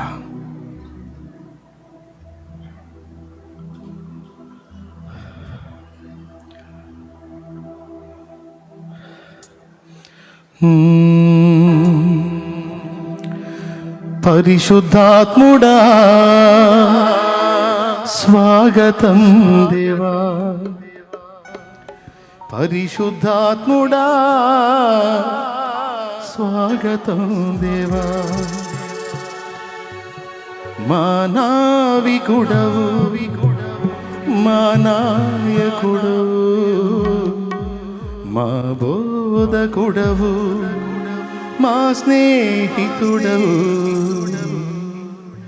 పరిశుద్ధాత్ముడా స్వాగతం దేవా, పరిశుద్ధాత్ముడా స్వాగతం దేవా. మా నావికుడవు, మా నాయకుడవు, మా బోధకుడవు, మా స్నేహితుడవు. మా నావికుడవు, మా నాయకుడవు, మా బోధకుడవు, మా స్నేహితుడవు. రండి రండి రండి రండి పరిశుద్ధాత్ముడా, రండి రండి రండి రండి పరిశుద్ధాత్ముడా, త్వరగా రావాలి. రండి రండి రండి పరిశుద్ధాత్ముడా, రండి రండి రండి రండి పరిశుద్ధాత్ముడా. రండి రండి త్వరగా రండి, రండి రండి మాలో రండి, రండి రండి త్వరగా రండి, రండి రండి మాపై రండి. పరిశుద్ధాత్ముడా స్వాగతం దేవా, పరిశుద్ధాత్ముడా స్వాగతం దేవా.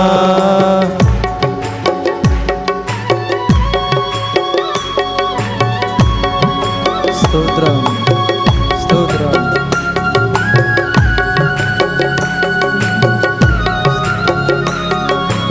నా ధర్మంగా పిలిచాను, సమయం కూడా ఇచ్చాను.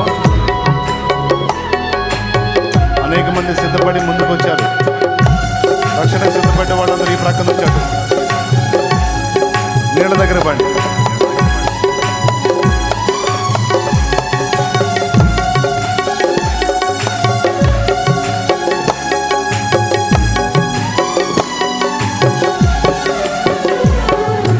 బలముగా వీచే గాలి వలె మా హృదయాలలోకి రండి దేవా.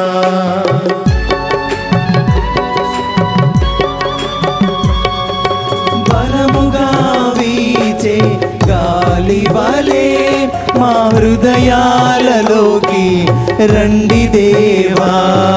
రండి రండి రండి రండి పరిశుద్ధాత్ముడా. రండి రండి రండి రండి పరిశుద్ధాత్ముడా. రండి రండి రండి రండి పరిశుద్ధాత్ముడా. రండి రండి రండి పరిశుద్ధాత్ముడా. రండి రండి త్వరగా రండి. రండి రండి మాలో రండి. రండి రండి త్వరగా రండి. రండి రండి మాపై రండి. పరిశుద్ధాత్ముడా స్వాగతం దేవా. పరిశుద్ధాత్ముడా స్వాగతం దేవా. ప్రార్థన. అందరి తలలో వంచి కళ్ళు మూయండి. చివరి ప్రార్థన ఆశీర్వాదంతో ముగించుకుందాం. పరలోక ప్రార్థన. పరలోకమందున్న మా తండ్రి, నీ నామం పరిశుద్ధపరచబడును గాక. నీ రాజ్యం మాకు వచ్చును గాక. నీ చిత్తము పరలోకమందు నెరవేర్చున్నట్లు భూమి అనంతటను నెరవేర్చబడును గాక. మాకు కావలసిన అనుదిన ఆహారం నేడు మాకు దయచే. మా పట్ల అపరాధము చేసిన వారిని మేము క్షమించిన ప్రకారం మీరు మా అపరాధములు క్షమించండి. మమ్మల్ని శోధనలోనికి తేక దుష్టి నుంచి కీడు నుంచి తప్పించండి. ఎందుచేతనగా రాజ్యము, బలము, మహిమ, శక్తి సర్వము నిరంతరము నీవై ఉన్నావు తండ్రి. ఆమేన్. మన తండ్రి అయిన దేవుని ప్రేమ, కుమారుడైన యేసుక్రీస్తు వారి కృప, పరిశుద్ధాత్మ దేవుని అన్యోన్య సన్నిధి, సహవాస సమాధానాలు సమకూరిన మనకు సకల పరిశుద్ధులకు సదాకాలము తోడయ్యుండి ఆయన శక్తి చేత మనల్ని నింపి అనేక ఆత్మలను రక్షించుటకు ప్రభువు మనకి కృపని అనుగ్రహించును గాక. ఆమేన్. ఆమేన్. ఆమేన్. ప్రవేశు రక్తమునకే జయం. ప్రవేశు రక్తమునకే జయం. ప్రవేశు నామమునకు సంపూర్ణ విజయము కలుగును గాక. ఆమేన్. హల్లెలూయా. హల్లెలూయా. హల్లెలూయా. హల్లెలూయా. హల్లెలూయా. హల్లెలూయా. ప్రభు స్తోత్రాలు. మీ అందరికీ మరొకసారి హృదయపూర్వకమైన వందనాలు. అందించబడిన వర్తమానాన్ని మీ హృదయాల్లో భద్రపరుచుకొని దేవుని శక్తిని పొందుకోవడానికి ప్రార్థన చేయండి. తప్పకుండా అనేక ఆత్మలను రక్షించగలుగుతారు. మీ సమాజాన్ని ప్రభావితం చేయగలుగుతారు. ఇంకా ఎవరైనా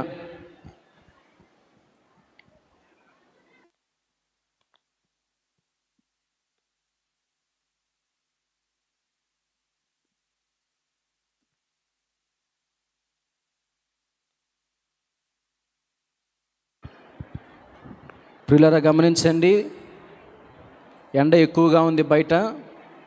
దైవజనులు చెప్తా ఉన్నారు, మీరు దూర ప్రాంతం వెళ్ళవలసిన వారైతే ఖచ్చితంగా కాసేపు ఉండి ఇక్కడే ఉండి కొద్దిగా కాసేపు ఆగితే చల్లబడుతుంది.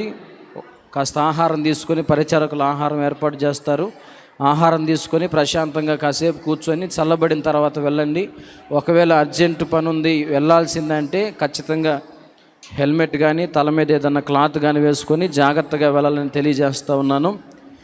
ఇంకా ఎవరైనా రక్షణ బాప్తిస్మం పొందాలని అనుకుంటే, పరిశుద్ధ ఆత్మ మిమ్మల్ని ప్రేరేపిస్తూ ఉంటే ఆ ప్రేరణ అణుచుకోవద్దు. దైవజనులు బాప్తిస్మం ఇవ్వడానికి సిద్ధంగా ఉన్నారు.